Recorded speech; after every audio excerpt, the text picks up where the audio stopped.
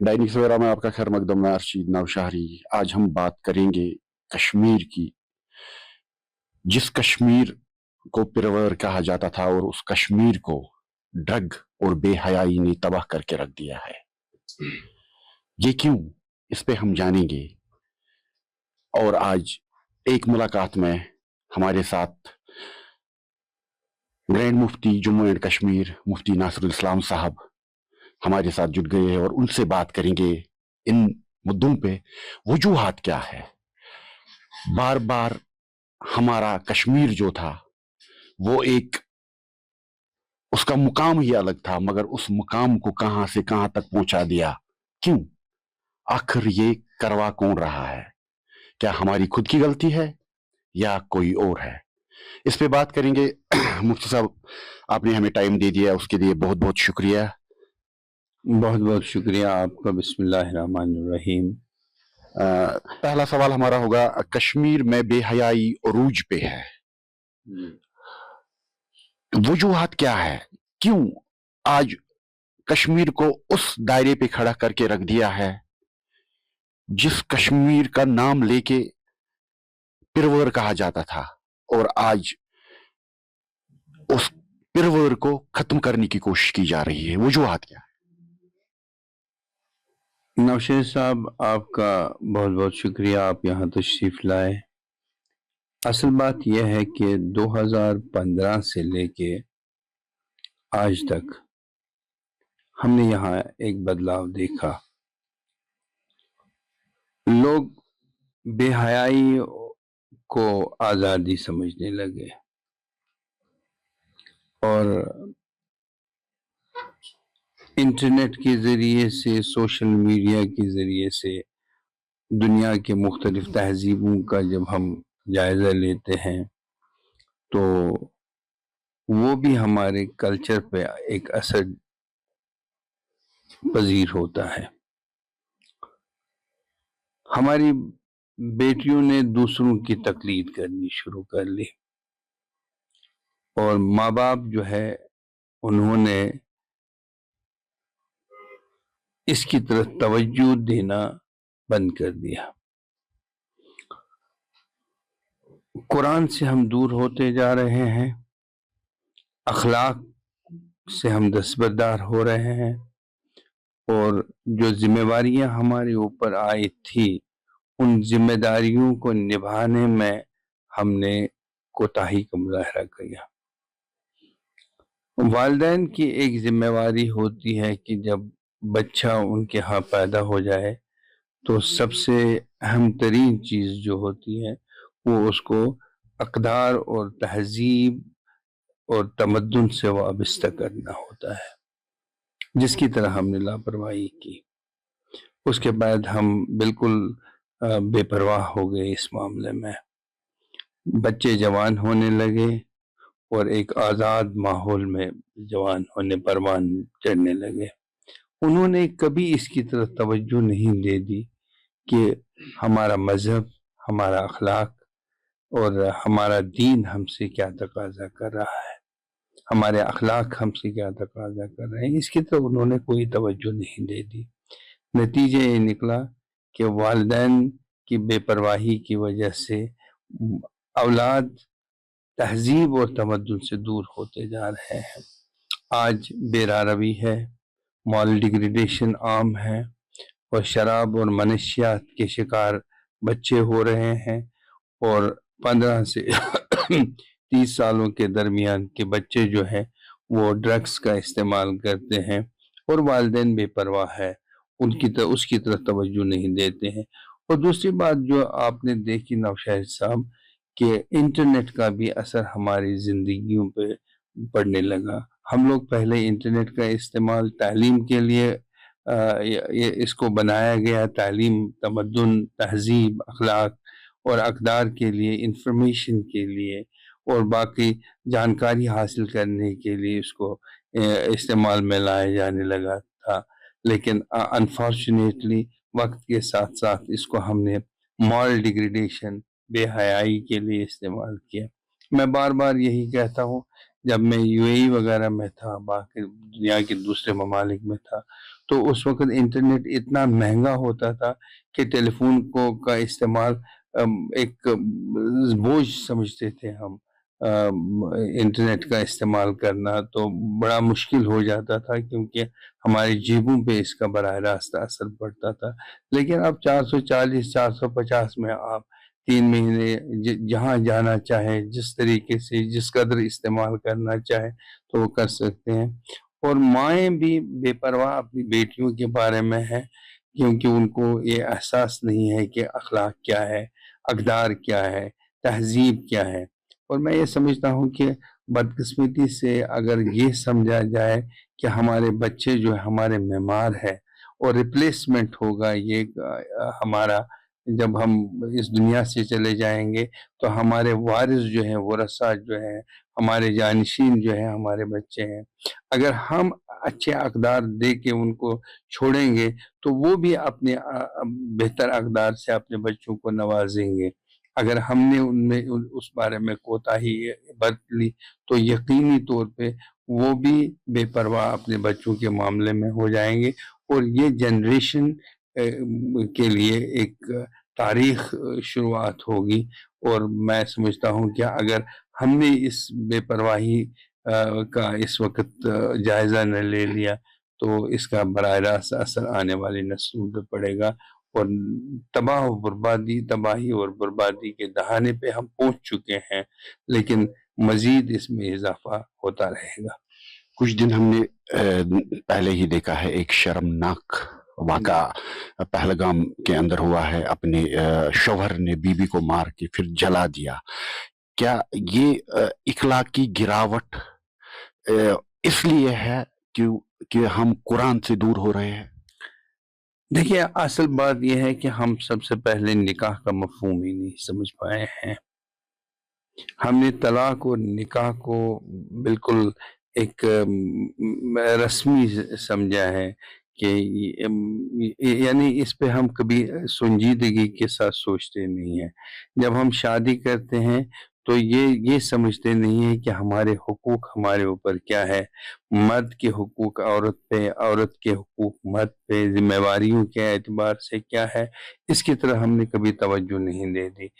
اب اگر رسول اللہ صلی اللہ علیہ وسلم کی زندگی کو آپ دیکھیں گے کہ کس طریقے سے وہ اپنی ازواج کے معاملے میں حساس تھے، کس طریقے سے ان کا خیال رکھتے تھے، اگر یہ سب صورتحال ہم نے اس چیز کا جائزہ لے لیا، اس پہ غور کیا، تو یقینی طور پہ ہماری زندگی جو ہے، میریڈ لائف جو ہے، وہ اس میں خوشیاں ہی ہوگی، اور کبھی اس میں تکالیف کا ہمیں سامنا نہیں آئے گا۔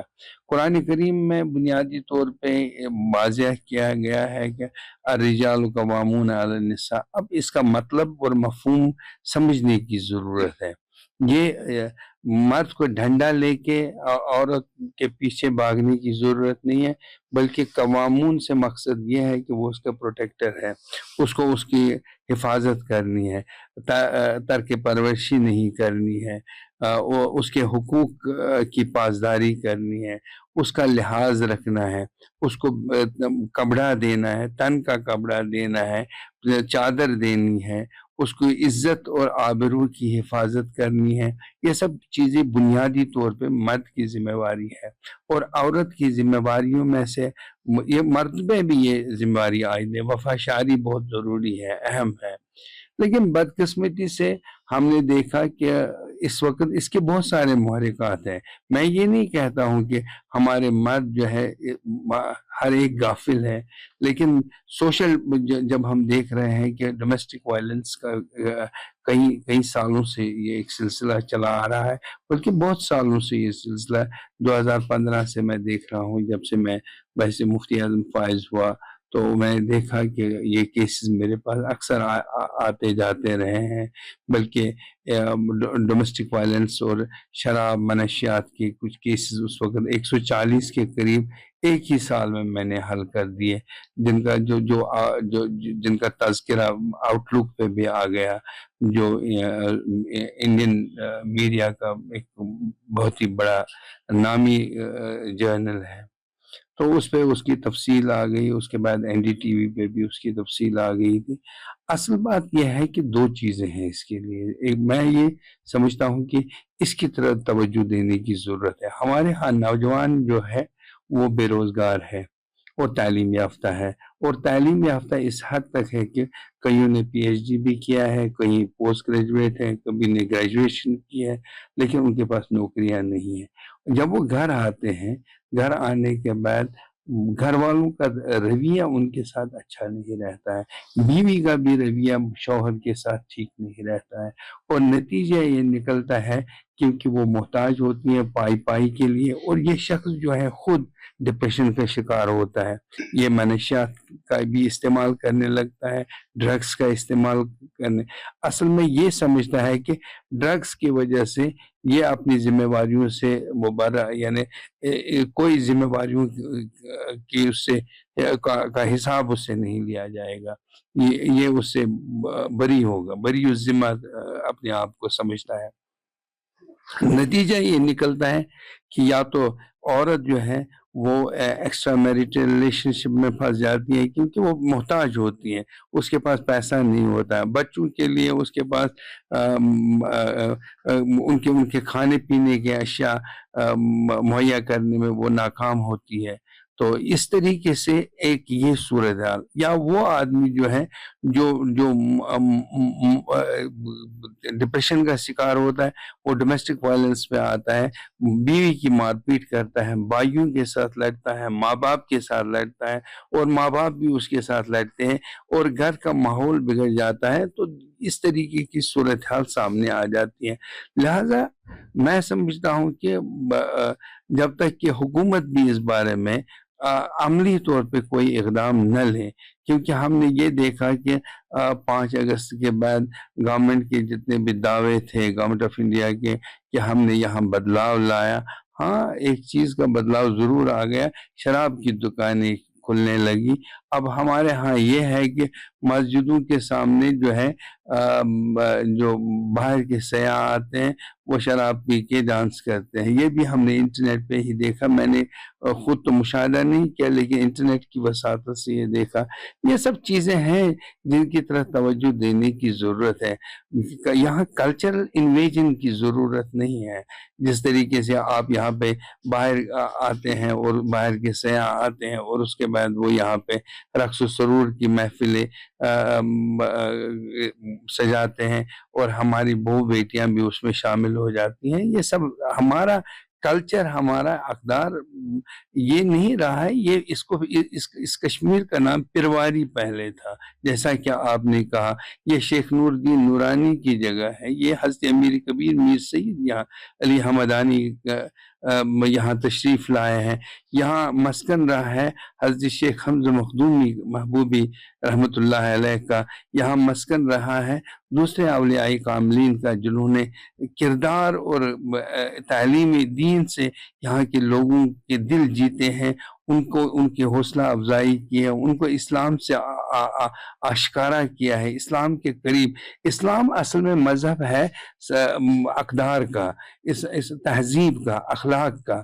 یہ کسی بھی صورت میں کسی دوسرے مذہب کے بارے میں غلط قسم کی باتیں پھیلانے کی اجازت نہیں دیتا ہے، بلکہ یہ بھائی چارے کا بھی درس اس میں ہے اور اقدار کا بھی درس ہے۔ اگر آپ کسی آدمی کو، اب یہ دیکھ لیجئے کہ یہاں پہ سنمرگ کے قریب وہاں پہ ابھی حال ہی میں کچھ سیاح پھنسے ہوئے تھے، اور ہم نے یہ ان کو دل کھول کے ہم نے ان کو جگہ دے دی مسجد میں جانے کی، مسجد میں ان کو بٹھایا، حالانکہ ہم نے یہ کبھی نہیں سمجھا یہ لوگ مسلمان نہیں ہیں لہٰذا ان کو مسجد کے اندر داخل ہونے کی اجازت، بلکہ ہم نے دل کھول کے ان کو یہی اقدار ہے، یہی اخلاق ہے۔ اسی چیز کی رسول اللہ صلی اللہ علیہ وسلم کی اگر آپ زندگی کو دیکھیں گے، آپ ان کی فاتح مکہ جب وہ آئے تو انہوں نے اس وقت عام معافی کا اعلان کر دیا، حالانکہ وہ اگر چاہتے تو ان کا کلا کما کرتے۔ یہ اخلاق ہے۔ لہذا اصل بات یہ ہے کہ کلچرل انویژن کی جگہ بجائے یہاں نوکریوں پہ دھیان دیا جائے، यहाँ कारखाने खोले जाएं, यहाँ पे तालीम याफ्ता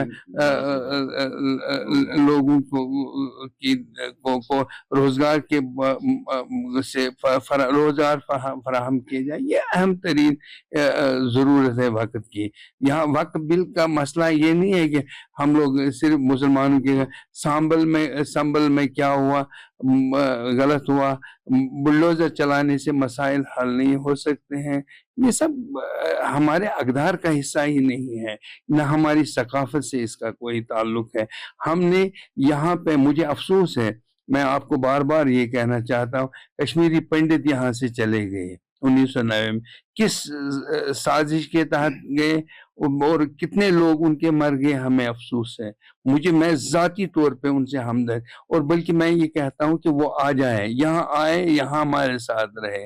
अब उनके लिए अगर आप ये समझते हैं कि नहीं जी हमें उनके लिए अलग से सैटेलाइट कॉलोनीज बनानी है या बाहर के लोगों के लिए सैटेलाइट का, क्या आप, सवाल मेरा यही है, क्या आप यहाँ की डेमोग्राफी को तब्दील करना चाहते हैं? क्या चाहते हैं आप? क्योंकि उससे कश्मीरियत भी, उसमें कश्मीरियत मुतासिर होगी और कश्मीर का कल्चर मुतासिर हो सकता है, और नफरतें फैल जाएंगी। बजाय इसके कि नफरतें फैलें, आप मोहब्बतों का पैगाम क्यों नहीं फैलाते? उनकी शमें क्यों नहीं यहाँ जलाते हैं? हुकूमत करने के लिए ये जरूरत नहीं है, इस बात की ये बात जरूरी नहीं है कि कोई ऐसा हरबा किया जाए जिसकी वजह से लोग यहाँ पे परेशान हो जाए। रहा सवाल, मैं आपको एक बात बताऊं, फिर से मैं मॉरल डिग्रेडेशन की तरह आना चाहता हूं। हमारी वालिदैन पे जिम्मेवारी है, क्योंकि अखलाक जो है वो बुनियादी तौर पे हमारे ईमान का हिस्सा है, और उसके बगैर ईमान नामुकम्मल है। क्योंकि सबसे पहले अगर हम देखेंगे रसूलुल्लाह सल्लल्लाहु अलैहि वसल्लम की अहादीस में अहम बात यह है कि झूठ बोलना छोड़ दीजिए, ये अखलाक का हिस्सा है। उसके बाद मामलात के बारे में भी ये लिखा है, लोगों के साथ किस तरीके से आपके मामलात होने चाहिए, ये भी अखलाक का हिस्सा है। और सूद न खाइए, ये भी आपके अखलाक का हिस्सा है। अब हमने ये भी देखा है, क्योंकि यहाँ पर कश्मीर में बैटिंग पे जो मोबाइल में है, क्योंकि अब जिसके पास भी मोबाइल है तो वो आराम से घर में बैठ के, और घर के जितने भी सदस्य हैं उनके सामने भी उनको पता भी नहीं चलता है वो जुआ खेलता है, और बैटिंग पे बहुत सारा पैसा जाया कर रहा है, क्योंकि करोड़ों का पैसा। बहुत कुछ देखा गया है हमारे यहाँ अनंतनाग के साइड से, जो इंटरनेट के जरिए ही मैंने भी वो देखा है कि वो कह रहा था लगभग 50 लाख से ज्यादा उसने खो दिए।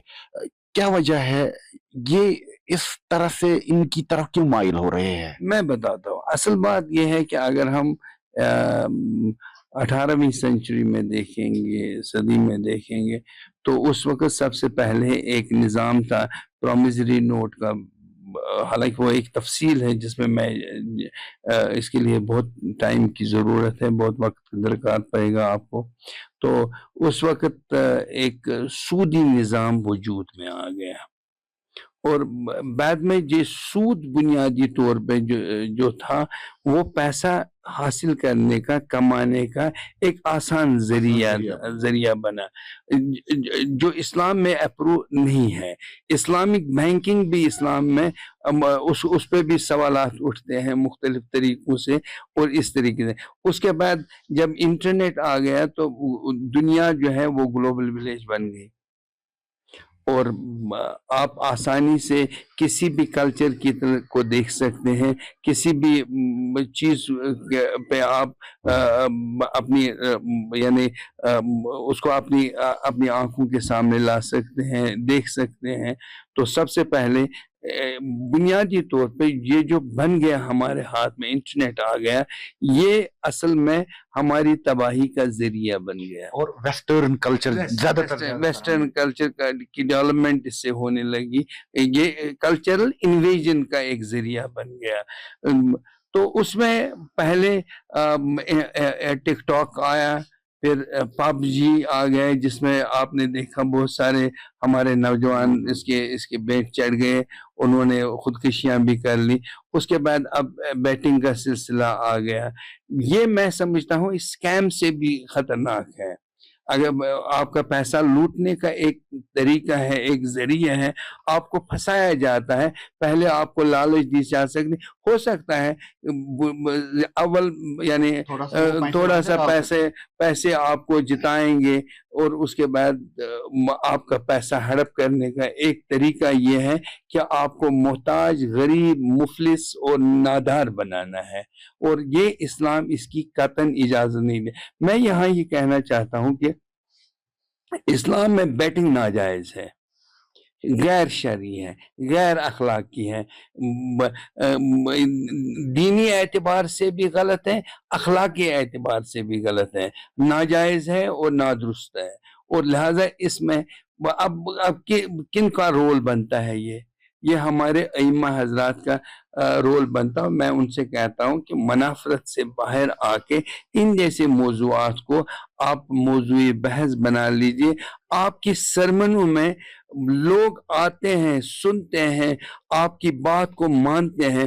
آپ نائب رسول صلی اللہ علیہ وسلم کی حیثیت سے ممبروں پہ چڑھتے ہیں, لہذا رسول اللہ صلی اللہ علیہ وسلم کی تعلیمات کو عام کرنے میں آپ اپنا کردار نبھا لیجئے.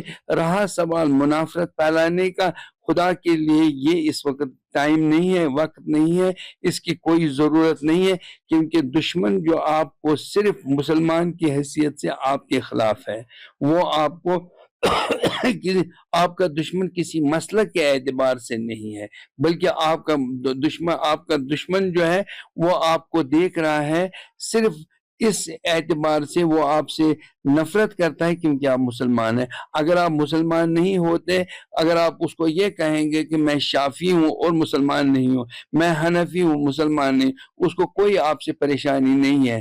اگر آپ اس سے کہتے ہیں میں مسلمان ہوں اور اس کے بعد شافعی ہوں, مسلمان ہونا ہی ان کے لیے کافی ہے. وہ اسی بنیاد پہ آپ سے نفرت کرتا ہے, آپ سے بغض رکھتا ہے, آپ سے عداوت کرتا ہے, آپ کے بچوں کے اقدار کو خراب کرنے کے لیے سوچ رہا ہے, آپ کے گھر کو تباہ کرنے کے لیے سوچ رہا ہے. اب دیکھ لیجیے فلسطین میں کیا ہو رہا ہے, وہاں پہ بھی شافعی بھی ہے, حنفی بھی ہے, حنبلی بھی ہے, مالکی بھی ہے, لیکن غزہ کا بم کسی حنفی کو دیکھ کے اس کے گھر پہ نہیں گرتا ہے, کسی شافعی کے گھر پہ نہیں گرتا, وہ مسلمان کے گھر پہ گرتا ہے. اور اس کی طرح ہمیں توجہ دینے کی ضرورت ہے, اور اس پہ ہمیں غور کرنا ہے.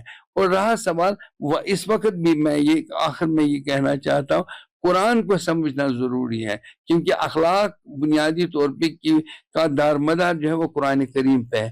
قرآن کو صرف محض پڑھنے تک محدود نہ, ہاں اس میں ثواب ہے, کیونکہ یہی ایک کتاب خالصتاً ایک کتاب ہے جس کو پڑھ کے آپ ثواب حاصل کر سکتے ہیں, جس کو اگر آپ نے آنکھ بند کر کے بھی اس کا ایک لفظ بھی پڑھ گا, الحمد شریف بھی پڑھ لیا, سورہ فاتحہ پڑھ لیا, الکتاب پڑھ لی, اور اس کا ثواب بھی آپ کو ہے. سورہ اخلاص پڑھ لیا, اس کا بھی ثواب آپ کو ملے گا.